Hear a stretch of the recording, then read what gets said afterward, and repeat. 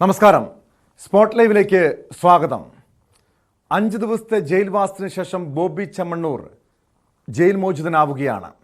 നടി ഹണി റോസിനെതിരായ ലൈംഗിക അധിക്ഷേപ കേസിൽ റിമാൻഡിൽ കഴിയുന്ന വ്യവസായി ബോബി ചെമ്മണ്ണൂരിന് ജാമ്യം അനുവദിക്കാമെന്ന് ഹൈക്കോടതി വ്യക്തമാക്കിയിരിക്കുന്നു. ഉച്ചയ്ക്ക് ശേഷം 3:30 കോടതി ഉത്തരവ് പുറപ്പെടുവിക്കും. ബോബി ചെമ്മണ്ണൂരിന്റെ ജാമ്യാപേക്ഷയിൽ കോടതിയിൽ വാദം പൂർത്തിയായി. ബോബിക്ക് ജാമ്യം അനുവദിക്കരുതെന്ന് ചൂണ്ടിക്കാട്ടിയ പ്രോസിക്യൂഷൻ കോടതി ഉത്തരവ് സമൂഹത്തിന് പാഠമാകണമെന്ന് ആവശ്യപ്പെട്ടു. അതേസമയം ജയിൽ DIG ബോബി ചെമ്മണ്ണൂരുമായി കൂടിക്കാഴ്ച നടത്തിയത് വിവാദമായിരിക്കുകയാണ്. സംഭവത്തിൽ സ്പെഷ്യൽ ബ്രാഞ്ച് കാക്കനാട് ജില്ലാ ജയിൽ അധികൃതരിൽ നിന്നും വിവരങ്ങൾ തേടിയിട്ടുണ്ട്. വിശദാംശങ്ങളുമായി കൊച്ചിയിൽ നിന്ന് ആജ്ഞ രവീന്ദ്രനും നവമി ദിനേശും ചേരുന്നുണ്ട്. ആദ്യം ആജ്ഞയിലേക്കാണ്. ആജ്ഞ, ബോബി ചെമ്മണ്ണൂരിന് ജാമ്യം അനുവദിക്കാമെന്ന് ഹൈക്കോടതി വ്യക്തമാക്കിയിരിക്കുന്നു. ഉച്ചയ്ക്ക് ശേഷം കോടതി ജാമ്യാപേക്ഷയിന്മേൽ വിധി പറയുന്നുണ്ട്. നേരത്തെ ജാമ്യം അനുവദിക്കരുത് എന്ന് പ്രോസിക്യൂഷൻ ആവശ്യപ്പെട്ടതാണ്, നിലപാട് വ്യക്തമാക്കിയതാണ്. പിന്നെ ഏത് സാഹചര്യത്തിലാണ് ബോബി ചെമ്മണ്ണൂരിന് ജാമ്യം നൽകാമെന്ന് ഹൈക്കോടതി അറിയിച്ചിരിക്കുന്നത്?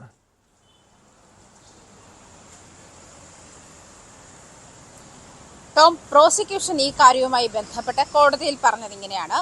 ഇത് സമൂഹത്തിന് നൽകുന്ന ഒരു മെസ്സേജാണ്. ബോബി ചെമ്മണ്ണൂരിന് ജാമ്യം അനുവദിക്കാതിരിക്കുന്ന ഒരു സാഹചര്യം സമൂഹത്തിന് നൽകുന്ന ഒരു മെസ്സേജാണ് എന്ന് പറഞ്ഞപ്പോൾ റിമാൻഡിൽ ആയപ്പോൾ തന്നെ സമൂഹത്തിന് ആ മെസ്സേജ് സന്ദേശം നൽകി കഴിഞ്ഞു എന്ന് തന്നെയാണ് കോടതി പറഞ്ഞത്. അത് മാത്രമല്ല, 6 ദിവസം ജയിലിൽ കിടന്നില്ലേ, 6 ദിവസം ജയിലിൽ കിടന്ന ഒരു കാലം ഈ ഒരു പാഠം പഠിക്കാൻ വേണ്ടിയാണ് എന്ന് കൃത്യമായി കോടതി ചൂണ്ടിക്കാട്ടുകയും ചെയ്തു. മാത്രമല്ല, അതിരൂക്ഷമായിട്ടാണ് ജാമ്യ ഹർജിയിൽ ഹണി റോസിനെ വിമർശിക്കുകയും ഹണി റോസിനെ വിമർശിച്ച് ജാമ്യ ഹർജിയിൽ വെച്ചിട്ടുള്ള കാര്യങ്ങളെ അതിരൂക്ഷമായിട്ടാണ് കോടതി വിമർശിച്ചത്. അതിരൂക്ഷമായി തന്നെയാണ് കോടതി ഈ കാര്യത്തെ നോക്കിക്കണ്ടതും. ഹണി റോസ് മികവുള്ള ആളൊന്നുമല്ല എന്ന ഒരു കാര്യത്തിന്, എന്നൊരു കമന്റിന്, എന്ന അഭിഭാഷകൻ കോടതിയിൽ പറഞ്ഞപ്പോൾ അതിനെ രൂക്ഷമായി തന്നെയാണ് കോടതി വിമർശിച്ചത്. മാത്രമല്ല, പരാമർശം അഭിഭാഷകൻ ബി രാമൻപിള്ളയ്ക്ക് പിൻവലിക്കേണ്ടി വന്ന ഒരു സാഹചര്യം കൂടിയുണ്ട്. ഇത്തരത്തിൽ ജാമ്യ ഹർജിയിലൂടെ ഹണി റോസിനെ നിരന്തരം അപമാനിക്കുകയാണ് ചെയ്യുന്നതെന്നും കോടതി ചൂണ്ടിക്കാട്ടുന്ന ഒരു സാഹചര്യം കൂടിയുണ്ടായി. എന്തായാലും സമൂഹത്തിന് ഇത്തരത്തിൽ സോഷ്യൽ മീഡിയ ഹാൻഡിലുകളിലൂടെ ഇത്തരത്തിൽ ആളുകളെ അപമാനിക്കുന്ന, അതല്ലെങ്കിൽ സ്ത്രീകളെ അപമാനിക്കുന്ന, ലൈംഗിക അധിക്ഷേപം നടത്തുന്ന ആളുകൾക്കൊക്കെ ഇതൊരു പാഠമായിരിക്കും എന്ന് തന്നെയാണ് കോടതി മുന്നോട്ട് വെച്ചത്. ഈ ഒരു സാഹചര്യത്തിൽ പോലും 6 ദിവസമായി ജയിലിൽ കഴിയുന്ന ഒരു സാഹചര്യത്തിൽ മാത്രമാണ് ജാമ്യ ഹർജി പരിഗണിക്കുന്നത്. അത് മാത്രമല്ല, കസ്റ്റഡിയിൽ വേണോ, കസ്റ്റഡിയിൽ തുടരേണ്ടതുണ്ടോ എന്ന് പോലീസിനോട് കോടതി ചോദിക്കുകയുണ്ടായി. കസ്റ്റഡിയിൽ തുടരേണ്ട സാഹചര്യമില്ല എന്ന് പോലീസ് കോടതിയെ അറിയിക്കുകയും ചെയ്തിട്ടുണ്ട്. പോലീസിന്റെ റിപ്പോർട്ട് സമർപ്പിച്ച ശേഷം അതിലായിരുന്നു പോലീസിനോട് കോടതി ഈ കാര്യം ആവശ്യപ്പെട്ടത്. അതേസമയം സർക്കാർ കോടതിയിൽ ബോബി ചെമ്മണ്ണൂരിന് ജാമ്യം നൽകരുത്, നിരന്തരം സോഷ്യൽ മീഡിയ ഹാൻഡിലുകളിൽ കൂടി ഇത്തരം സ്ത്രീവിരുദ്ധ പരാമർശങ്ങൾ നടത്തുകയും ലൈംഗിക അധിക്ഷേപം നടത്തുകയും ദ്വയാർത്ഥ പ്രയോഗം നടത്തുകയും ചെയ്യുന്ന ആളാണ് ബോബി ചെമ്മണ്ണൂർ എന്നുള്ള കാര്യമായിരുന്നു പ്രധാനമായും സർക്കാരിന് കോടതിയെ ബോധ്യപ്പെടുത്താനുള്ളത്.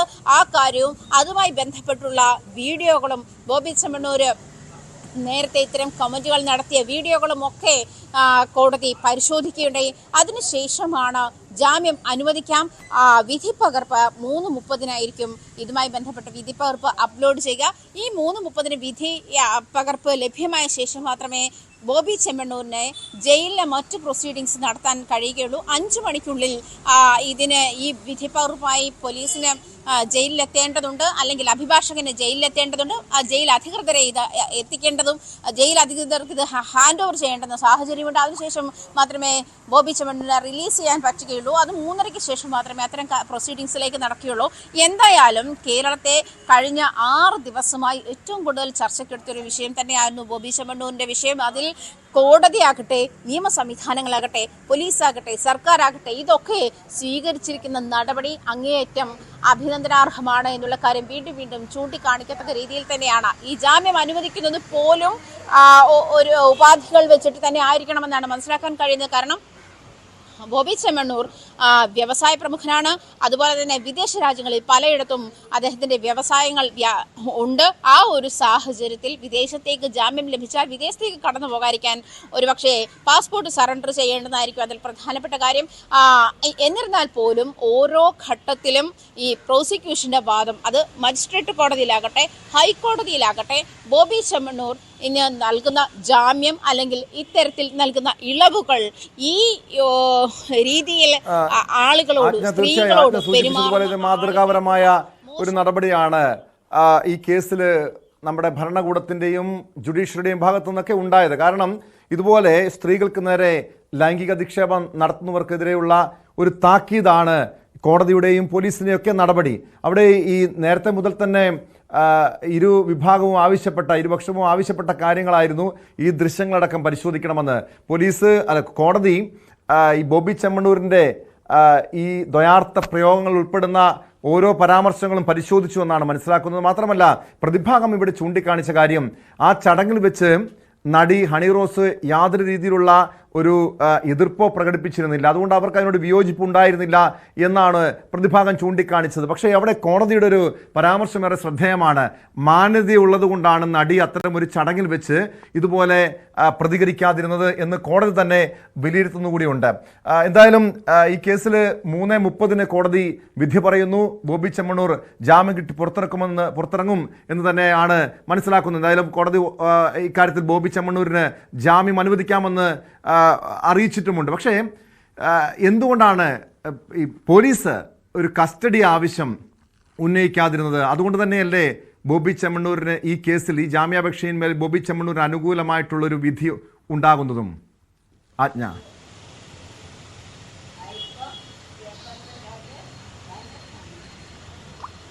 ഇതൊരു ലൈംഗിക അധിക്ഷേപ കേസാണ്. മാത്രമല്ല ഇതിൽ മതിയായ തെളിവുകൾ ഹണി റോസിന്റെ ഭാഗത്തു നിന്നും ബോബി ചെമ്മണ്ണൂരിന്റെ ഭാഗത്തു നിന്നുള്ള മതിയായ തെളിവുകൾ പോലീസ് ശേഖരിച്ചു കഴിഞ്ഞു.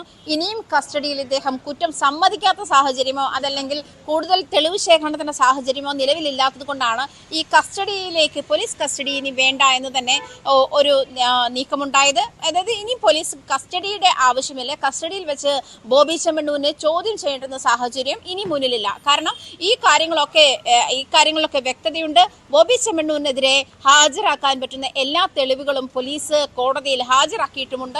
മാത്രമല്ല അന്ന് ഈ അന്വേഷണ സംഘങ്ങളെ പ്രഖ്യാപിച്ച സമയത്ത് അന്വേഷണ സംഘ തലവൻ ACP C ജയകുമാർ മാധ്യമങ്ങളോട് പ്രതികരിച്ചത് ഇങ്ങനെയാണ്. അതായത് ഇവര് ഈ അന്വേഷണ സംഘം രൂപീകരിക്കുമ്പോൾ മുതൽ ഹണി റോസിനെതിരെയുള്ള ലൈംഗിക പരാമർശമല്ല, മറ്റ് ലൈംഗിക പരാമർശങ്ങൾ ഇത്തരത്തിൽ ദ്വയാർത്ഥ പ്രയോഗങ്ങളോടെ ബോബി ചെമ്മണ്ണൂർ ആൺകുട്ടികളോടും പെൺകുട്ടികളോടും ഒക്കെ സംസാരിച്ച സാഹചര്യങ്ങളുണ്ട്.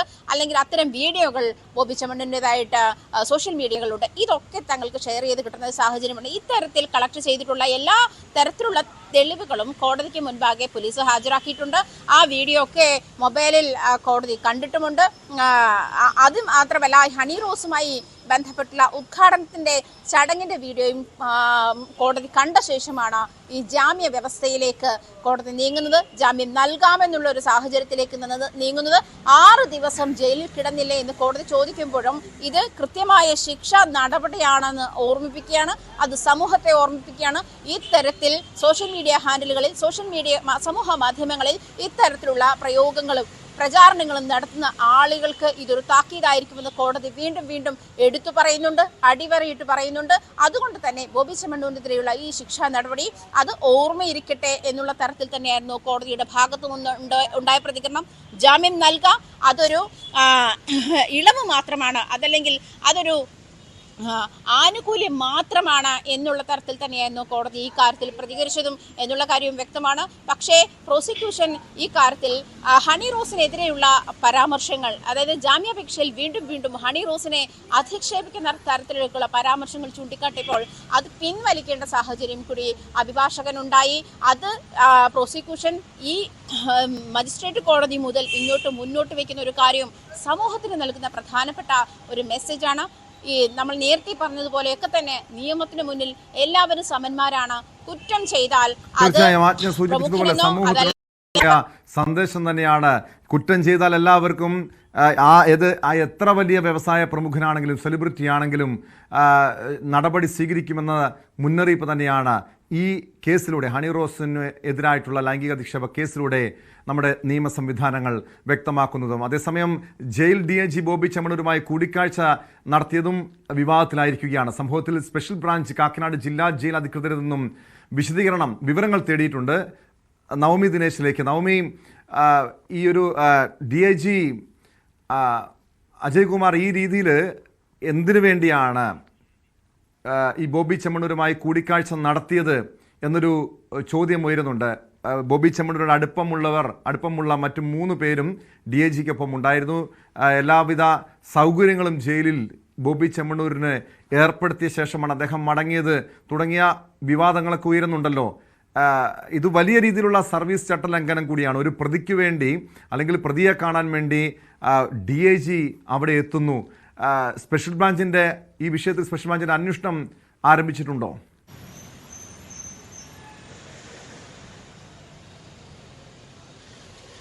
കഴിഞ്ഞ ശനിയാഴ്ചയാണ് ജയിൽ DIG അജയ് കുമാറും ഒപ്പം ബോബി ചെമ്മണ്ണൂരിന്റെ 3 അനുയായികളും, ഇവരാരൊക്കെയാണെന്ന് ഇപ്പോഴും തിരിച്ചറിഞ്ഞിട്ടില്ല, ഇവർ രജിസ്റ്ററിൽ പേര് എഴുതാതെയാണ് ജയിലിനുള്ളിലേക്ക് കടന്നിരിക്കുന്നതെന്നാണ് സ്പെഷ്യൽ ബ്രാഞ്ചിന് ലഭിക്കുന്ന വിവരം.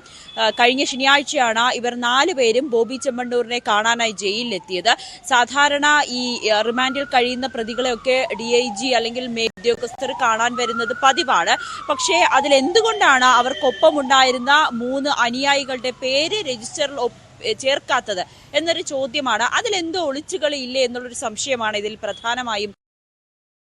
ആരൊക്കെ സന്ദർശിക്കുന്നുണ്ട്, അവരെത്ര നേരം സന്ദർശിച്ചു, ഇതെല്ലാം രജിസ്റ്ററിൽ ഒപ്പുവെച്ചതിന് ശേഷം പേരും സമയവും രജിസ്റ്റർ ചെയ്തതിന് ശേഷം മാത്രമേ കടത്തിവിടുകയുള്ളൂ. പക്ഷെ DIGയുടെ ഒപ്പം ചെന്നതുകൊണ്ടാണ് ഇവർക്ക് 3 പേർക്കും ആ ഒരു ഇളവ് ലഭിച്ചത്. അതോടൊപ്പം സാധാരണ ഈ ജയിലിൽ നിൽക്കുമ്പോൾ, ഈ ജയിലിൽ കാണാൻ എത്തുമ്പോൾ, റിമാൻഡിലുള്ള പ്രതികളെയൊക്കെ ആരെയായാലും പ്രതികളെ കാണാൻ എത്തുമ്പോൾ നമുക്കറിയാം ഈ ഒരു ജയിലിന്റെ ഇവർക്ക് 2 ഇടത്തു നിന്ന് മാത്രമേ സംസാരിക്കാൻ കഴിയുകയുള്ളൂ. കാരണം ഈ പ്രതി കഴിയുന്ന ജയിലും ഈ സന്ദർശകൻ പുറത്തുമായിരിക്കും. അങ്ങനെയാണ് സാധാരണ സംസാരിക്കാനുള്ള ഒരു സാഹചര്യം ഒരുക്കുകയുള്ളൂ. പക്ഷെ ഇവിടെ ആയിക്കോട്ടെ, ബോബി ചെമ്മണ്ണൂരിനെ സൂപ്രണ്ടിന്റെ മുറിയിലേക്ക് കൊണ്ടുവരികയും ആ മുറിയിൽ വെച്ചാണ് ഇവർ 4 പേരും കൂടിക്കാഴ്ച നടത്തുകയും ചെയ്തതെന്നാണ് നമുക്ക് ലഭിക്കുന്ന വിവരം. ആദ്യത്തേത് ഇവർ 3 പേര് ആരൊക്കെയാണെന്ന് ഇപ്പോഴും പേര് അറിയില്ല, അവർ അവ്യക്തമായി തുടരുന്നുണ്ട്. ഒപ്പം DIG ബോബി ചെമ്മണ്ണൂരിന് കാണുന്നതിന് വേണ്ടി എന്താണ് ഇതിന് ഇത്ര സൗകര്യം ഒരുക്കി കൊടുക്കുന്നത്? നമുക്കറിയാം ബോബി ചെമ്മണ്ണൂരിനെതിരായിട്ടുള്ള പരാതി അത് ഗുരുതരമായിട്ടുള്ള പരാതിയാണ്. കോടതി പോലും കുറ്റക്കാരനാണെന്ന് കണ്ടെത്തി ജയിലിൽ റിമാൻഡിൽ കഴിയുന്ന ഒരു പ്രതിക്ക് വേണ്ടിയിട്ടാണ് ഇത്തരത്തിലേറെ ആനുകൂല്യങ്ങൾ നൽകണമെന്നൊരു മേലുദ്യോഗസ്ഥൻ തന്നെ പറയുന്നത് ഗുരുതരമായിട്ടുള്ള ചട്ടലംഘനം തന്നെയാണ്. അതോടൊപ്പം ജയിലിന്റെ ജയിൽ നിയമം അനുസരിച്ച് ഒരാൾ ഈ പ്രതി കോടതി ജയിലിനുള്ളിലേക്ക് കടക്കുമ്പോൾ അയാളുടെ കയ്യിൽ മറ്റൊരുവിധ സാധനങ്ങളൊന്നും തന്നെ പാടില്ല, പണം പോലും കയ്യിൽ കരുതാൻ കഴിയില്ല എന്നാണ് ഉത്തരവുള്ളത്. പക്ഷെ അതുപോലും ലംഘിച്ചുകൊണ്ട് ഈ ബോബി ചെമ്മണ്ണൂരിന്റെ കയ്യിൽ ആദ്യം ബോബി ചെമ്മണ്ണൂർ ജയിലിലെത്തുമ്പോൾ കയ്യിൽ പൈസയൊന്നും ഉണ്ടായിരുന്നില്ല എന്ന് ജോൺ എന്ന് പറയുന്ന ഒരു ഉദ്യോഗസ്ഥനാണ് ബോബി ചെമ്മണ്ണൂരിനെ അന്ന് പരിശോധിച്ചത്. കൃത്യമായി കയ്യിലൊന്നുമില്ല എന്ന് രജിസ്റ്ററിൽ എഴുതി വെക്കുകയും ചെയ്തു. പക്ഷെ പിന്നീടാകട്ടെ ബോബി ചെമ്മണ്ണൂരിന്റെ കയ്യിൽ നിന്നും 200 രൂപ കണ്ടെത്തുകയും ചെയ്തു. ഫോൺ ചെയ്യുന്നതിന് വേണ്ടിയിട്ടാണ് ഈ പൈസ എന്നാണ് പറയുന്നത്. പക്ഷെ സാധാരണ മണി ഓർഡർ വഴിയാണ് അത് എത്തേണ്ടത്. അങ്ങനെയല്ല, ബോബി ചെമ്മണ്ണൂർ ജയിലിലെത്തി പിറ്റേ ദിവസം തന്നെ, അതായത് ശനിയാഴ്ചത്തെ കൂടിക്കാഴ്ചയ്ക്ക് ശേഷം ബോബി ചെമ്മണ്ണൂരിന്റെ കയ്യിൽ 200 രൂപ കണ്ടെത്തുകയും ചെയ്തു. ഇതും ചട്ടലംഘനമായി തന്നെ കണക്കാക്കാം. പക്ഷേ സൂപ്രണ്ട് ഇതിനെല്ലാം ലംഘിച്ച് ഈ ആരോപണങ്ങളെല്ലാം നിരാകരിക്കുന്നുണ്ട്. സൂപ്രണ്ട് പറയുന്നത് മേലുദ്യോഗസ്ഥർ വന്ന് കാണുന്നത്, പ്രതികളെ കാണുന്നത് സ്വാഭാവികമായിട്ടുള്ള നടപടിക്രമമാണ്. അവർക്കൊപ്പം ബന്ധുക്കളുമൊക്കെ ഉള്ളതാണ്. ബന്ധുക്കളോ അല്ലെങ്കിൽ പ്രതികൾക്കുമായി അടുപ്പമുള്ള ആളുകൾ വരുന്നതുമൊക്കെ സ്വാഭാവികമായിട്ടുള്ളൊരു നടപടിയാണെന്നാണ് സൂപ്രണ്ട് പറയുന്നത്. അതോടൊപ്പം പറയുന്നത് ഇത് മണി ഓർഡർ ആയിട്ടാണ്, പിറ്റേ ദിവസത്തേക്ക് മണി ഓർഡർ ആയിട്ടാണ് ആ പൈസ എത്തിയത്, ഫോൺ വിളിക്കുന്നതിന് വേണ്ടിയിട്ടാണെന്ന് പറയുന്നുണ്ട്. പക്ഷേ അത് മണി ഓർഡർ വന്നതിന്റെ രസീതുകളോ അല്ലെങ്കിൽ എവിടെ നിന്നാണ് ഈ മണി ഓർഡർ വന്നത്, അത്തരത്തിലുള്ള ഒരു വിവരങ്ങളും തന്നെ സൂപ്രണ്ടിന്റെ കയ്യിലില്ല എന്നുള്ളതുമാണ് ഇവിടുത്തെ യാഥാർത്ഥ്യം. എന്തായാലും സ്പെഷ്യൽ ബ്രാഞ്ച് ഇതിലൊരു അന്വേഷണം അതിലൊന്നും വലിയ രീതിയിലുള്ള തെറ്റില്ല എന്നൊക്കെ ജയിൽ അധികൃതർ ന്യായീകരിക്കുമ്പോഴും നവമി, ഒരു തെറ്റായ സന്ദേശമല്ലേ ഈ DIG അജയ് കുമാറിന്റെ ഭാഗത്തുനിന്നുണ്ടായത്? കാരണം ഒരു വശത്ത് പോലീസ് ഈ സ്ത്രീകൾക്ക് നേരെ ഇതുപോലുള്ള ലൈംഗിക അതിക്രമവും ലൈംഗിക അധിക്ഷേപവും നടത്തുന്നവർക്കെതിരെ ശക്തമായ നടപടി സ്വീകരിക്കുന്നു എന്ന് പറയുമ്പോൾ ഒരു പോലീസ് ഉന്നതൻ ആ കേസിലെ ഒരു ലൈംഗിക അധിക്ഷേപ കേസിലെ പ്രതിയായിട്ടുള്ള ബോബി ചെമ്മണ്ണൂരിനെ സന്ദർശിക്കാൻ വേണ്ടി എത്തുന്നു, ജയിലിൽ സൗകര്യങ്ങൾ ഏർപ്പെടുത്തുന്നു, അവിടെ അദ്ദേഹത്തിൻ്റെ ചില സുഹൃത്തുക്കൾക്ക് ജയിലിലെത്തി കൂടിക്കാഴ്ച നടത്താൻ സൗകര്യങ്ങൾ ഒരുക്കുന്നു. ഇതൊരു തെറ്റായ സന്ദേശമല്ലേ നവമി? തീർച്ചയായും ടോം, സർക്കാരിന്റെ തന്നെ പ്രതിനിധി ഇത്തരത്തിലുള്ള ചട്ടലംഘനം നടത്തുന്നത് അത് ഗുരുതരമായിട്ടുള്ള ആരോപണമാണ്. അന്വേഷിക്കുമ്പോൾ അറിയാൻ കഴിയുന്നത് ഈ DIG അജയ്കുമാറിനെതിരെ മറ്റും ചില പരാതികൾ നിൽക്കുന്നുണ്ട്. അതിന്റെയൊക്കെ അന്വേഷണം നടക്കുന്നതിന് DGPക്ക് അടക്കം പരാതികൾ പോയിട്ടുണ്ട്. ഇതിന്റെ ഒരു അന്വേഷണം നടക്കുന്നതിനിടയിലാണ് മറ്റൊരു ഗുരുതര ആരോപണവുമായി വീണ്ടും പ്രതിക്കൂട്ടിലാകുന്നത് ഈ DIG എന്തിനാണ് ഈ ബോബി ചെമ്മണ്ണൂരിന് ജയിലെത്തി ഇത്രയേറെ സൗകര്യങ്ങൾ ഒരുക്കി നൽകണമെന്ന് ആവശ്യപ്പെടുന്നതെന്ന് ഇപ്പോഴും വ്യക്തമാകുന്നില്ല. സർക്കാരിന്റെ തന്നെ പ്രതിനിധിയാണ്, ഉന്നത ഒരു പദവിയിലിരിക്കുന്ന വ്യക്തി തന്നെ എന്തിനാണ് ഇത്തരം വലിയൊരു ചട്ടലംഘനം നടത്തുന്നതെന്ന് ഇപ്പോഴും മനസ്സിലാകുന്നില്ല. അതോടൊപ്പം ഇവർക്കൊപ്പം വന്ന 3 പേർ അത് ആരൊക്കെയാണ്, എന്തുകൊണ്ടാണ് അവരുടെ പേര് രജിസ്റ്ററിൽ എഴുതാത്തതെന്ന് കൂടി പ്രധാനമായി ഇവിടെ ചോദ്യം ഉന്നയിക്കപ്പെടുന്നുണ്ട്. എന്തായാലും ഇത് സ്പെഷ്യൽ ബ്രാഞ്ചിന്റെ ഒരു അന്വേഷണം ആരംഭിച്ചു കഴിഞ്ഞു. സ്പെഷ്യൽ ബ്രാഞ്ച് ആ സമയത്തുണ്ടായിരുന്ന ജയിലിലെ മറ്റ് ഉദ്യോഗസ്ഥരെയൊക്കെ ചോദ്യം ചെയ്യും. അതോടൊപ്പം ഇവിടുത്തെ CCTV അടക്കം പരിശോധിക്കുവാനും തീരുമാനിച്ചിട്ടുണ്ട്. CCTVയിലടക്കം ഇവരാരൊക്കെയാണ് അവിടെ വന്നിരിക്കുന്നത്, ഇവരെവിടെ വെച്ചാണ് സംസാരിച്ചത്, അവരുടെ സാന്നിധ്യത്തിൽ മറ്റാരൊക്കെ ഉണ്ടായിരുന്നു, ഇക്കാര്യങ്ങളുമൊക്കെ വിശദമായി സ്പെഷ്യൽ ബ്രാഞ്ചിന് അറിയേണ്ടതുണ്ട്. ഇതിനായിട്ടുള്ള അന്വേഷണം നടക്കുകയാണ്. ഈ DIGക്കെതിരെ മുൻപും പരാതികൾ ഉയർന്നിട്ടുണ്ട് എന്നുള്ളൊരു കാര്യം കൂടി ഇപ്പോൾ പുറത്തു വരുന്നുണ്ട്. ടോം, വ്യക്തമാണ്. കൊച്ചിയിൽ നിന്ന് നവമി ദിനേശും ആജ്ഞ രവീന്ദ്രനുമാണ് വിവരങ്ങൾ നൽകിയത്. ഇന്ന് 3:30 ബോബി ചെമ്മണ്ണൂരിൻ്റെ ജാമ്യാപേക്ഷയിൽ ഹൈക്കോടതി വിധി പറയുക. ബോബി ചെമ്മണ്ണൂരിന് ജാമ്യം അനുവദിക്കാമെന്ന് കോടതി വ്യക്തമാക്കിയിട്ടുണ്ട്. പക്ഷേ എങ്കിൽ പോലും കൃത്യമായ താക്കീത് നൽകുന്നു. ഇതുപോലുള്ള സ്ത്രീകളെ അധിക്ഷേപിക്കുന്ന പരാമർശങ്ങൾ ഉണ്ടാകാൻ പാടില്ല എന്ന് പറയുന്നു. ഒരു കൃത്യമായ ഉപാധികളോടെ ആയിരിക്കും ഹൈക്കോടതി ബോബി ചെമ്മണ്ണൂരിന് ജാമ്യം അനുവദിക്കുകയും ചെയ്യുക. സ്പോട്ട് ലൈവിനി പരിശോധിക്കുന്നത് പത്തനംതിട്ട പോക്സോ കേസാണ്. പത്തനംതിട്ടയിൽ കൗമാരക്കാരിയെ ലൈംഗികമായി പീഡിപ്പിച്ച കേസിൽ കൂടുതൽ അറസ്റ്റുകൾ ഉണ്ടാകുന്നു. ഒരു ആൾ കൂടി അറസ്റ്റിലായിട്ടുണ്ട്. കൂടുതൽ പേർ പിടിയിലാകുമെന്ന സൂചനയാണ് പോലീസ് നൽകുന്നത്. കേസിൽ 62 പേരാണ് പോലീസിൻ്റെ നിരീക്ഷണത്തിലുള്ളത്. അതായത് 62 പേർ ഈ പെൺകുട്ടിയെ 13 വയസ്സ് മുതൽ 18 വയസ്സ് വരെയുള്ള കാലയളവ്, അതായത് കഴിഞ്ഞ 5 വർഷ കാലയളവിൽ പീഡിപ്പിച്ചുവെന്നാണ് കേസുള്ളത്. പീഡനക്കേസിൽ പെൺകുട്ടിയുടെ രഹസ്യമൊഴി രേഖപ്പെടുത്തുകയാണ്. അടൂർ 1ാം ക്ലാസ് മജിസ്ട്രേറ്റ് കോടതിയിലാണ് പെൺകുട്ടിയുടെ മൊഴി രേഖപ്പെടുത്തുന്നത്. വിശദാംശങ്ങളുമായി ശശിനാരായണൻ ചേരുന്നുണ്ട് പത്തനംതിട്ടയിൽ നിന്നും. ശശിനാരായണൻ, ഈ കേസിൽ കൂടുതൽ അറസ്റ്റ് ഉണ്ടാകുന്നു. അതിനിടെ പെൺകുട്ടിയുടെ രഹസ്യമൊഴി രേഖപ്പെടുത്തുകയാണ്. നടപടിക്രമങ്ങൾ ആരംഭിച്ചിട്ടുണ്ടോ? ടോം, ഈ പെൺകുട്ടിയുടെ രഹസ്യമൊഴി അടൂർ 1ാം ക്ലാസ് മജിസ്ട്രേറ്റ് കോടതിയിലാണ് രേഖപ്പെടുത്തിയിട്ടുള്ളത്. മജിസ്ട്രേറ്റിന് മുമ്പിൽ നേരിട്ട് ഹാജരായാണ് പെൺകുട്ടി മൊഴി നൽകിയിട്ടുള്ളത്. ചൈൽഡ് വെൽഫെയർ കമ്മിറ്റിയുടെ ഭാരവാഹികളും അതിന്റെ അധികൃതരും ഒപ്പം ഉണ്ടായിരുന്നു. എന്തായാലും മൊഴി രേഖപ്പെടുത്തി കഴിഞ്ഞിട്ടുണ്ട്. വിശദമായി ഈ പെൺകുട്ടി നടന്ന കാര്യങ്ങളെല്ലാം മജിസ്ട്രേറ്റ് മൊഴി നൽകിയിട്ടുണ്ടെന്നുള്ളതാണ് നമുക്ക് അറിയാൻ കഴിഞ്ഞത്. എന്തായാലും ഈ കേസുമായി ബന്ധപ്പെട്ട് ഒരാൾ കൂടി ഇന്ന് അറസ്റ്റിലായിട്ടുണ്ട്. 44 പേരാണ് ഈ പീഡന കേസുമായി പെൺകുട്ടിയെ ലൈംഗികമായി പീഡിപ്പിച്ച കേസിൽ 44 പേരാണ് ഇപ്പോൾ അറസ്റ്റിലായിട്ടുണ്ട്. ഇന്ന് ഒരാൾ കൂടി അറസ്റ്റിലായതോട് ചേർത്താണ് 44 പേര് ഈ കേസിൽ ഉൾപ്പെട്ടിട്ടുള്ളത്. എന്തായാലും അതുകൂടാതെ തന്നെ 29ഓളം FIRകളും ഉണ്ട്. അതായത് പത്തനംതിട്ട, ഇലവന്തിട്ട, മലയാലപ്പുഴ, കോന്നി തുടങ്ങിയ സ്റ്റേഷനുകളിൽ രജിസ്റ്റർ ചെയ്ത കേസുകളുടെ എണ്ണമാണ് 29. കേസിൽ കൂടുതൽ പ്രതികൾ ഇനിയും അറസ്റ്റിലാകുമെന്നാണ് നമുക്ക് ലഭിക്കുന്ന വിവരം. DIG അജിത ബീഗത്തിന്റെ നേതൃത്വത്തിലുള്ള മേൽനോട്ടത്തിലാണ് കേസന്വേഷണം പുരോഗമിക്കുന്നത്. ജില്ലയുടെ പുറത്തും അതുപോലെ തന്നെ ജില്ലയുടെ പുറത്ത് തിരുവനന്തപുരം ജില്ലയിലും ഇത്തരത്തിൽ കേസ് രജിസ്റ്റർ ചെയ്തിട്ടുണ്ട്. മറ്റൊരു കാര്യം എടുത്തു പറയാനുള്ളത്, കേസിൽ ഉൾപ്പെട്ടിട്ടുള്ള പ്രതികളിൽ ചിലർ വിദേശത്ത് കടന്നതായി സൂചനയുണ്ട്. ഇതര സംസ്ഥാനങ്ങളിലുണ്ട്. ഇവർക്കായുള്ള അന്വേഷണം പോലീസ് ഊർജിതമാക്കിയിട്ടുണ്ട്. ഒരുപക്ഷെ ഇവരെ നാട്ടിൽ കൊണ്ടുവരാൻ കഴിയത്തക്ക രീതിയിലുള്ള നിയമ സാധ്യതകൾ അതുകൂടി പോലീസ് തേടിയിട്ടുണ്ട്.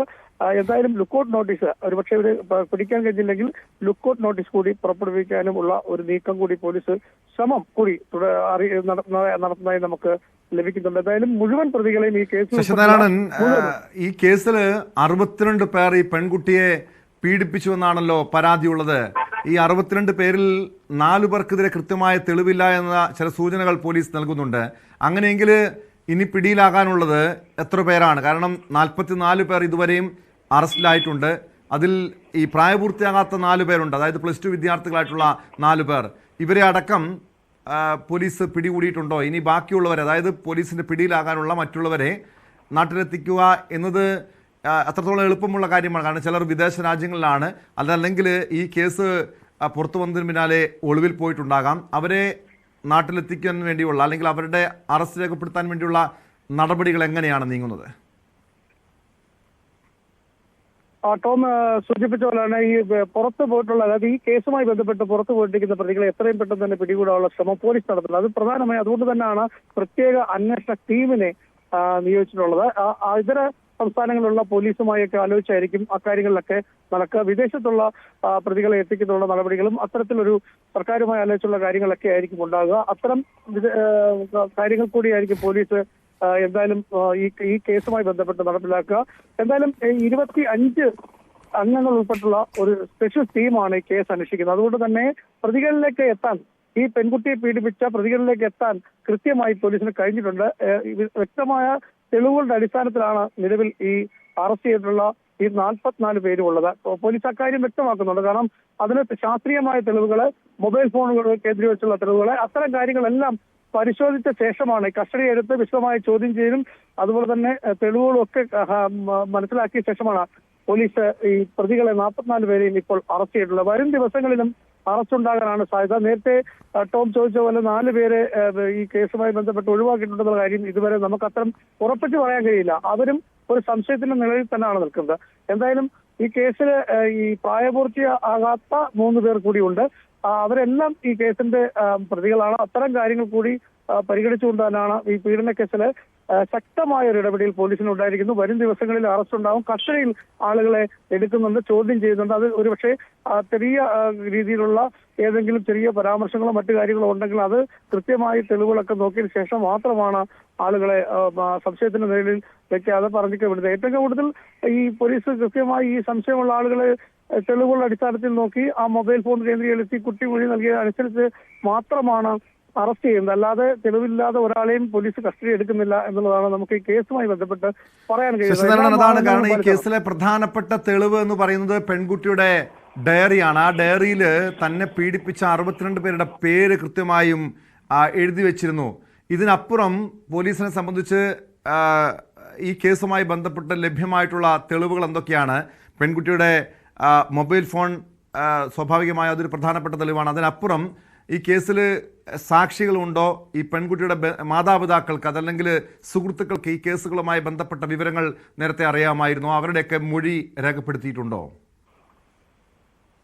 ടോം, ഈ കേസ് ഒരു നെറ്റ്വർക്ക് പോലെ തന്നെയാണ് പോയിട്ടുള്ളത്. കാരണം ഇത് ലിങ്ക് ചെയ്ത് പോയിരിക്കുന്നു എന്നുള്ളതാണ് പോലീസിന്റെ അന്വേഷണത്തിൽ മനസ്സിലാവുന്നത്. കാര്യം ഒരാൾ മുഖേന ആദ്യം ഈ കുട്ടിയുടെ സുഹൃത്തായ ഒരാൾ പീഡിപ്പിക്കുന്നു, പിന്നീട് നഗ്നചിത്രം എടുക്കുന്നു, പിന്നെ അത് വെച്ച് 5 പേർ, അയാളുടെ സുഹൃത്തുക്കൾ 5 പേർ ഈ പെൺകുട്ടിയെ കൂട്ടബലാത്സംഗം ചെയ്യുന്നു. അങ്ങനെ ഒരു നെറ്റ്വർക്ക് കണക്ഷൻ പോലെ തന്നെ, ചങ്ങലകൾ പോലെ തന്നെ ഈ കേസിലെ പ്രതികൾ ഈ പെൺകുട്ടിയെ പീഡിപ്പിച്ചതായിട്ടാണ് അറിയുന്നത്. അതുകൊണ്ട് തന്നെ കൃത്യമായ ഈ പെൺകുട്ടിയുടെ മൊബൈൽ, പിതാവിന്റെ മൊബൈലിലുണ്ടായിരുന്ന ഫോൺ നമ്പറുകള്, ഈ പെൺകുട്ടി എഴുതി വെച്ച പേരുകള്, സ്ഥലങ്ങൾ എല്ലാം പോലീസ് പരിശോധിച്ചു വരികയാണ്. റാന്നിയിലും അതുപോലെ തന്നെ പത്തനംതിട്ട സ്വകാര്യ ബസ് സ്റ്റാൻഡ് പരിസരം, പത്തനംതിട്ട ജനറൽ ആശുപത്രി, പത്തനംതിട്ടയിലെ ചുട്ടിപ്പാറ എന്നിവിടങ്ങളിലെല്ലാം ഈ പെൺകുട്ടി കൊണ്ടുപോയി ഈ പ്രതികൾ പീഡിപ്പിച്ചിട്ടുണ്ടോ എന്നുള്ളതാണ് പറയുന്നത്. ആ പ്രതികൾ അത് ചോദ്യം ചെയ്യലിൽ സമ്മതിക്കുകയും ചെയ്തിട്ടുണ്ട്. അത്തരം അടിസ്ഥാനത്തിലും ആ തെളിവുകൾ കൂടി, ഫോണിലെ തെളിവുകളും ഈ പെൺകുട്ടി പറഞ്ഞ മൊഴികളും പരിശോധിച്ച് ശാസ്ത്രീയമായ രീതിയിലുള്ള പരിശോധന നടത്തിയതിനു ശേഷമാണ് പോലീസ് അറസ്റ്റിലേക്ക് കടന്നിട്ടുള്ളത്.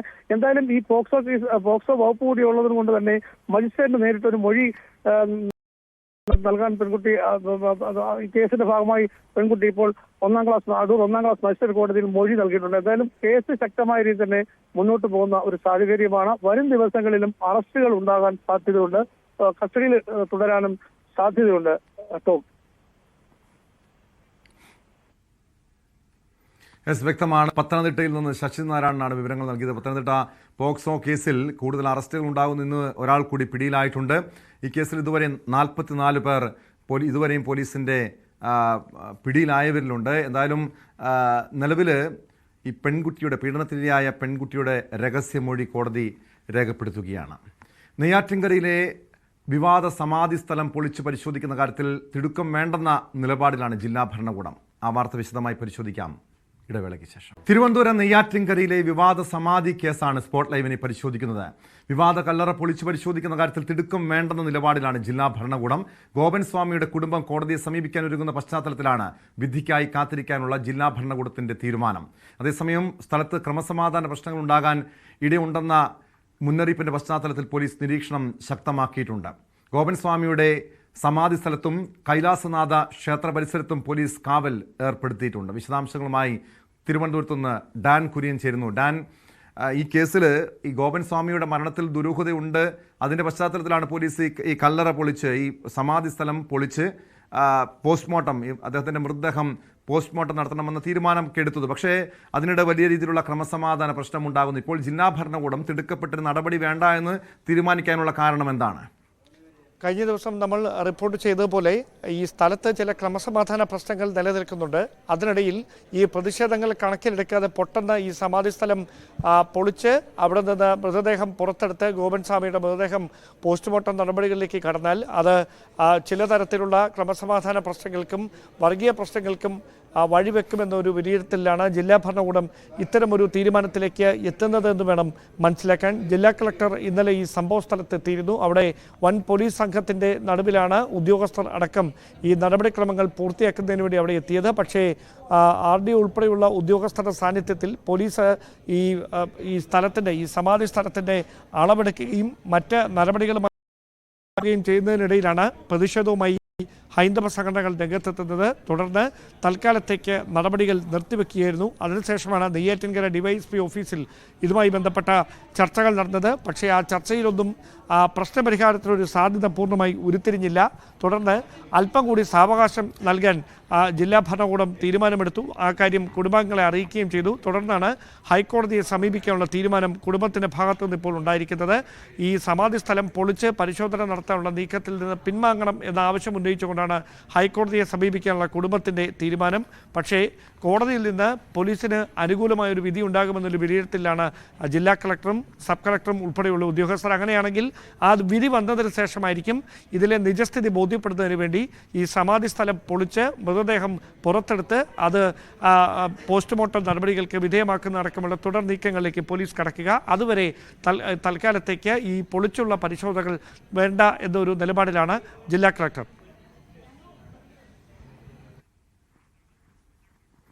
ഡാൻ, എന്തായാലും ഈ കുടുംബം ഗോപൻ സ്വാമിയുടെ കുടുംബം ഹൈക്കോടതിയെ സമീപിക്കാൻ ഒരുങ്ങുന്നത് പറയുന്നു.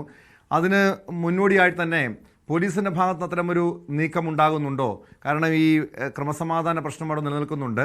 അതുകൊണ്ട് തന്നെ ഈ പ്രശ്നങ്ങൾ ഒഴിവാക്കണമെങ്കിൽ കോടതിയുടെ അനുമതി ഉണ്ടെങ്കിൽ അല്പം കൂടെ മറ്റ് നിയമ തടസ്സങ്ങളൊക്കെ ഒഴിവായി കിട്ടും. ഈ കുടുംബത്തിൻ്റെ അപേക്ഷയിന്മേൽ അല്ലെങ്കിൽ ഹർജിയിന്മേൽ മാത്രമായിരിക്കുമോ പോലീസ് ഇത്തരമൊരു റിപ്പോർട്ട് കോടതിയിൽ സമർപ്പിക്കുക? അതിനുശേഷം മാത്രമായിരിക്കും പോലീസിൻ്റെ നടപടികൾ ഉണ്ടാകുക. കുടുംബം ഹൈക്കോടതിയിൽ ഇതുമായി ബന്ധപ്പെട്ട ഈ നടപടികളിൽ നിന്ന് ഇപ്പോഴുണ്ടായിരിക്കുന്ന നടപടികളിൽ നിന്ന് പോലീസും റവന്യൂ അധികൃതരും പിൻവാങ്ങണം എന്ന ആവശ്യമായിരിക്കും മുമ്പോട്ട് വയ്ക്കുക. കോടതിയുടെ വിധി ഏത് തരത്തിലായിരിക്കും ഈ വിഷയത്തിൽ എന്നതാണ് ഇനി ഇതിൻ്റെ ഗതി നിർണ്ണയിക്കാൻ പോകുന്നത്. പക്ഷേ നമുക്ക് ലഭ്യമാകുന്ന വിവരങ്ങൾ പ്രകാരം പോലീസ് ഇതുമായി ബന്ധപ്പെട്ട് നടത്തിക്കൊണ്ടിരുന്ന നടപടികളിൽ, അതായത് ഈ മരണവുമായി ബന്ധപ്പെട്ട് ഉയർന്ന ആരോപണങ്ങളിൽ അത് കൃത്യത വരണമെന്നുണ്ടെങ്കിൽ അവിടെ ഈ പരിശോധന നടത്തേണ്ടതൊരു അനിവാര്യതയായി മാറും. അങ്ങനെയാണെങ്കിൽ ഈ കുടുംബാംഗങ്ങൾക്ക് ഈ കാര്യങ്ങൾ അറിയിച്ചുകൊണ്ടുള്ള ഒരു നോട്ടീസ് കൃത്യമായി നൽകിയതിന് ശേഷം ഈ സമാധി സ്ഥലം പൊളിച്ച് പരിശോധന നടത്തുകയും അസ്വാഭാവികതകളൊന്നുമില്ല എങ്കിൽ അവരുടെ മതാചാരപ്രകാരം അവരുടെ വിശ്വാസപ്രകാരം ഈ കൈലാസനാഥ ക്ഷേത്രത്തോട് ചേർന്നുള്ള സ്ഥലത്ത് ഈ സമാധി ഇരുത്താനുള്ള ഒരു നടപടി അതിന് കുഴപ്പമില്ല എന്നൊരു തീരുമാനത്തിലേക്കായിരിക്കാം കോടതി എത്തുക. അതല്ല അതിലെന്തെങ്കിലും അസ്വാഭാവികതകൾ ഉണ്ടെങ്കിൽ കുടുംബം ഇതുവരെ നൽകിയ മൊഴി, ആദ്യം നൽകിയ മൊഴി, പിന്നീട് തിരുത്തി പറഞ്ഞ് പോലീസിന് നൽകിയ രണ്ടാമത്തെ മൊഴി, ഇതടക്കം സംശയനിടയിലാകും. അതോടൊപ്പം ഈ മരണം സംഭവിച്ചതിന് തൊട്ട് പിന്നാലെ എങ്ങനെയാണ് പോസ്റ്റർ അടിക്കാൻ കഴിഞ്ഞത്? അതാണ് പോലീസിനെ കുഴയ്ക്കുന്ന ഒരു പ്രധാനപ്പെട്ട ചോദ്യം. കാരണം രാത്രി ഈ സമാധി ഇരിക്കാൻ പോകുന്നു എന്ന് പറഞ്ഞ് തങ്ങളുടെ അച്ഛൻ ഈ ക്ഷേത്രത്തിന് സമീപത്തുള്ള ഒരു പ്രത്യേക സ്ഥലത്തേക്ക് പോകുന്നു, അവിടെ ഇരിക്കുന്നു. അതിന് മുകളിൽ നേരത്തെ തന്നെ വരുത്തിയ സ്ലാബുകളൊക്കെ ഉപയോഗിച്ച് ഈ സുഗന്ധദ്രവ്യങ്ങൾ കൊണ്ട് മൂടിയതിന് ശേഷം ഈ സ്ഥലം പൂർണ്ണമായി മറവ് ചെയ്യുന്നു എന്നാണ് ഇതുമായി ബന്ധപ്പെട്ട് മാധ്യമങ്ങളോടടക്കം ഈ ഭാര്യയും മക്കളും വ്യക്തമാക്കിയത്. പക്ഷേ ഈ രാത്രിയിൽ എവിടെ നിന്നാണ് ഇവർക്ക് ഫ്ലെക്സ് അടിക്കാൻ കഴിഞ്ഞത് സമാധിയായി എന്ന് പറഞ്ഞ്? അങ്ങനെയാണെങ്കിൽ ഇതിന് പിന്നിൽ ഒരു ആസൂത്രണമില്ലേ? ഈ സംശയങ്ങൾക്കാണ് പോലീസിന് ഉത്തരം തേടേണ്ടത്. അതുമായി ബന്ധപ്പെട്ടിട്ടുള്ള പരിശോധനകളാണ് പോലീസ് കഴിഞ്ഞ ദിവസം മുതൽ തന്നെ നടത്തിക്കൊണ്ടിരിക്കുന്നതും. ഈ മൊഴികളിൽ സംഭവിച്ചിരിക്കുന്ന വൈരുദ്ധ്യമടക്കം വലിയ തരത്തിൽ പരിശോധനകൾക്ക് അല്ലെങ്കിൽ പോലീസിന്റെ സംശയം കൂടുതൽ വർദ്ധിപ്പിച്ചിട്ടുണ്ട്. ആ വിഷയത്തിൽ സൂചിപ്പിച്ചതുപോലെ അവിശ്വസനീയമായ കഥകളാണ്. ധ്യാനിച്ചുകൊണ്ടിരുന്നപ്പോൾ സമാധിയായി എന്ന് പറയുന്നു, കൈലാസത്തിലേക്ക് ആത്മാവ് പോയി എന്ന് പറയുന്നു. അങ്ങനെ പല രീതിയിലുള്ള കെട്ടുകഥകളും ഈ കുടുംബം മെനഞ്ഞെടുക്കുകയാണ്. ഇത് പോലീസിനെ സംബന്ധിച്ച് എത്ര തവണ നിലവിൽ അവരുടെ ഈ കുടുംബാംഗങ്ങളുടെ എല്ലാവരുടെയും മൊഴി രേഖപ്പെടുത്തിയിട്ടുണ്ടോ? അവർ കൂടുതൽ വിശദമായി ചോദ്യം ചെയ്താൽ ഈ കേസിന്റെ ചുരുളഴിയുമെന്ന് പോലീസ് കണക്കാക്കുന്നുണ്ടോ, പ്രതീക്ഷിക്കുന്നുണ്ടോ ഡാൻ? ആദ്യം ഈ ഭാര്യയുടെയും, അതായത് ഗോപൻ സ്വാമിയുടെ ഭാര്യയുടെയും 2 ആൺമക്കളുടെയും മൊഴിയാണ് ആദ്യം രേഖപ്പെടുത്തിയത്. അതിനുശേഷം ഇവരുടെ ഒരു മകൻ രാജസേനൻ എന്ന മകൻ ഈ മൊഴി തിരുത്തി പറയുകയായിരുന്നു. ആദ്യം ഇവർ പറഞ്ഞത് കഴിഞ്ഞ വ്യാഴാഴ്ച രാവിലെ ശാരീരികമായ അസ്വസ്ഥതകൾ മൂലം കിടപ്പിലായിരുന്ന ഗോപൻ സ്വാമി മരണപ്പെടുകയും പിന്നീട് സമാധി സ്ഥലത്ത് കൊണ്ട് അദ്ദേഹത്തെ ഇരുത്തുകയും ചെയ്തെന്നാണ്. പക്ഷേ രണ്ടാമത് നൽകിയ മൊഴിയിൽ ഈ ഒരു മകൻ പറഞ്ഞിരിക്കുന്നത് സമാധിയാകണമെന്ന ആഗ്രഹം അച്ഛൻ നേരത്തെ തന്നെ പറയുന്നുണ്ടായിരുന്നു. അതുകൊണ്ട് സമാധി ഇരുത്താനായി സ്ഥാപിച്ച സമാധി പീഠത്തിൽ അദ്ദേഹം തന്നെ സ്വയം ചെന്ന് ഇരുന്നതിന് ശേഷം അവിടെ ഇരുന്ന് ചില യോഗാഭ്യാസങ്ങളൊക്കെ നടത്തി പിന്നീട് അദ്ദേഹം ഈ സമാധിയാകുകയായിരുന്നു. അതിനുശേഷം അദ്ദേഹത്തിൻ്റെ ആഗ്രഹപ്രകാരം ഒരാൾ പോലും അറിയാതെ അവിടെ ഈ സുഗന്ധദ്രവ്യങ്ങൾ ഉൾപ്പെടെ ഉപയോഗിച്ച് മൃതദേഹം മൂടിയതിന് ശേഷം അതിനു മുകളിൽ ഈ ഒരു സിമൻറ്റ് തറ പോലെ സ്ഥാപിച്ച് അത് സമാധി സ്ഥലമാക്കി മാറ്റുകയായിരുന്നെന്നാണ്. ഈ മൊഴികളിലെ വൈരുദ്ധ്യം തന്നെയായിരിക്കും ഈ കേസിൽ നിർണായകമായി മാറാൻ പോകുന്നത്. അവിടെയായിരിക്കും എന്തുകൊണ്ടാണ് ഈ മരണത്തിലേക്ക് നയിച്ചതിൽ എന്തെങ്കിലും അസ്വാഭാവികതകളുണ്ടോ, ഏതെങ്കിലും തരത്തിലുള്ള ഈ കുടുംബം ഉന്നയിക്കുന്നത് പോലെ അല്ലെ കുടുംബം മുമ്പോട്ട് വെച്ചിരിക്കുന്ന ഈ വാദങ്ങൾക്ക് ശരിവെക്കുന്ന തരത്തിലുള്ള എന്തെങ്കിലും കാര്യങ്ങൾ ഉണ്ടോ ഈ സമാധി സ്ഥലത്ത്? അതിനപ്പുറത്ത് അദ്ദേഹത്തെ മരിച്ചതിന് ശേഷമാണോ അവിടെ കൊണ്ടേ ഈ സമാധി സ്ഥലത്ത് വെച്ചത്, അതോ അദ്ദേഹം സ്വയം അവിടേക്ക് എത്തിയതാണോ? ഇതടക്കമുള്ള കാര്യങ്ങളിൽ ഈ പരിശോധന നടത്തുന്നതിലൂടെ പോസ്റ്റ്മോർട്ടം നടപടികൾ പൂർത്തിയാക്കുമ്പോൾ ഇക്കാര്യങ്ങളിൽ ഒരു വ്യക്തത കൈവരുമെന്നും പ്രതീക്ഷയിലാണ് പോലീസ് ഉള്ളത്. അതുകൊണ്ട് തന്നെയാണ് ഏത് വിധേനയും ഈ സ്ഥലം പൊളിച്ച് പരിശോധന നടത്തണമെന്നൊരു തീരുമാനത്തിൽ നെയ്യാറ്റിൻകര ഡിവൈഎസ്പി ഉൾപ്പെടെയുള്ള ഉദ്യോഗസ്ഥർ ഉറച്ചു നിൽക്കുന്നതും. ഒരുപക്ഷേ അതിലേക്ക് തന്നെ ആയിരിക്കാം കാര്യങ്ങൾ എത്താൻ സാധ്യത. അതിന് മുന്നോടിയായിട്ടുള്ള നടപടിക്രമങ്ങളൊക്കെ അവർ പൂർത്തിയാക്കിയിട്ടുണ്ട്. കോടതിയിലേക്ക് പോകുന്നതിനുള്ളൊരു സാവകാശം കുടുംബം തേടിയിരിക്കുന്ന ഒരു പശ്ചാത്തലത്തിൽ തൽക്കാലത്തേക്ക് ആ നടപടികൾ നിർത്തിവെച്ചിരിക്കുന്നുവെന്ന് മാത്രമേ ഉള്ളൂ. വ്യക്തമാണ്. ഡാൻ കുര്യനാണ് തിരുവനന്തപുരത്ത് നിന്നും വിവരങ്ങൾ നൽകിയത്. നെയ്യാറ്റിൻകരയിലെ ഗോപൻ സ്വാമിയുടെ മരണത്തിൽ ഇപ്പോഴും ദുരൂഹത നിലനിൽക്കുകയാണ്. കുടുംബത്തിൻ്റെ മൊഴികളിലെ വൈരുദ്ധ്യമാണ് ഈ പോലീസിനെ സംബന്ധിച്ച് കേസിൽ ഏറ്റവും അധികം കുഴപ്പിക്കുന്നത്. അതിനിടെ പോസ്റ്റ്മോർട്ടം നടപടികൾക്ക് വേണ്ടി ഈ സമാധി സ്ഥലം പൊളിച്ച് പരിശോധന നടത്താനുള്ള നീക്കത്തെ നാട്ടുകാരുടെ പ്രതിഷേധത്തിൽ നിന്ന് പിൻവാങ്ങേണ്ടി വന്നിരുന്നു. എന്നാൽ തിടുക്കപ്പെട്ട് ഇത്തരമൊരു നടപടി വേണ്ട എന്ന നിലപാടിലാണ് ജില്ലാ ഭരണകൂടവും.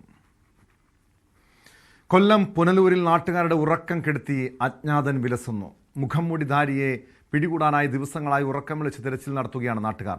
CCTV ദൃശ്യമടക്കം ഹാജരാക്കിയിട്ടും പോലീസും നിഷ്ക്രിയരാണ്. വിശദാംശങ്ങളുമായി മനോജ് ചേരുന്നുണ്ട് കൊല്ലത്ത് നിന്ന്.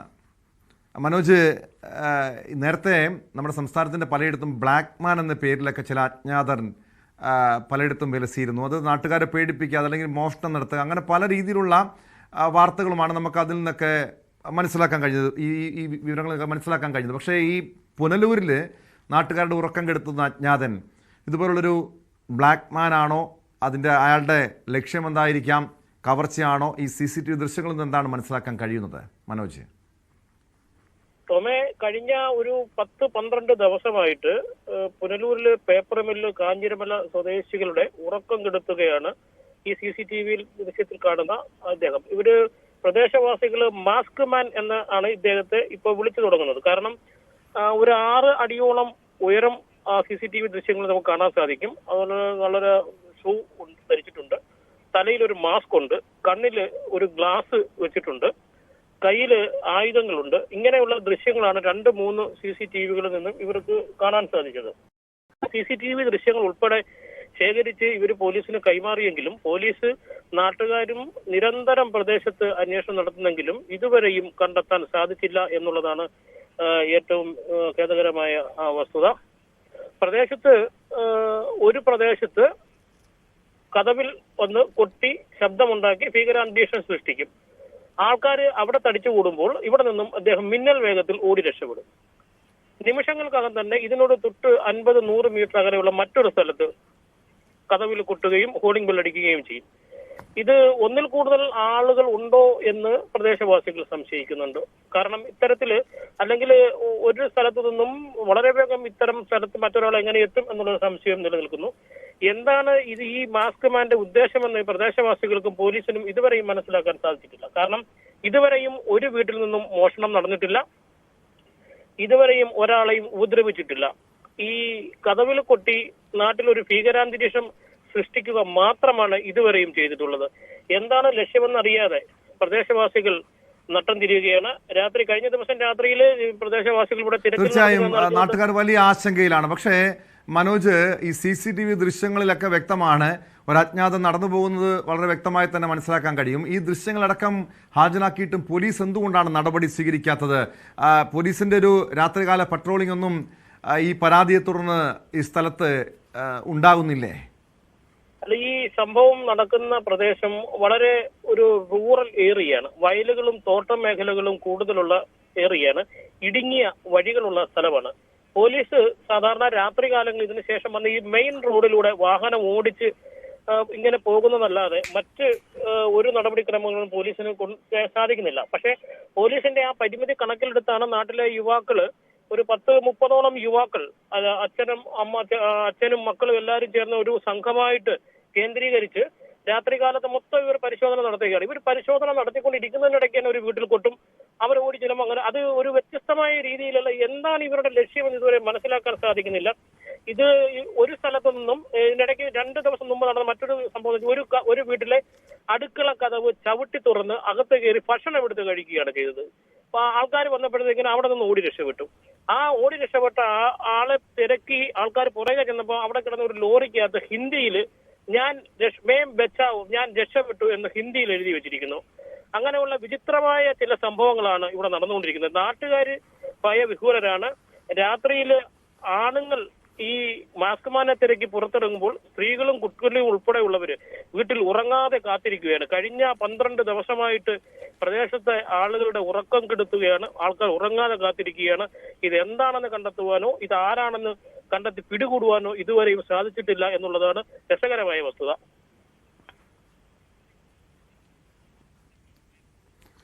വ്യക്തമാണ്. മനോജാണ് പുനലൂരിൽ നിന്നും വിവരങ്ങൾ നൽകിയത്. പുനലൂരിലാണ് നാട്ടുകാരുടെ ഉറക്കം കെടുത്തി അജ്ഞാതൻ വിലസുന്നത്. പോലീസിൽ CCTV ദൃശ്യങ്ങളടക്കം പോലീസിൽ പരാതിപ്പെട്ടിട്ടും നടപടികൾ സ്വീകരിക്കുന്നില്ല, പരിശോധന നടത്തുന്നില്ല എന്ന ആക്ഷേപവും ഉയരുന്നുണ്ട്.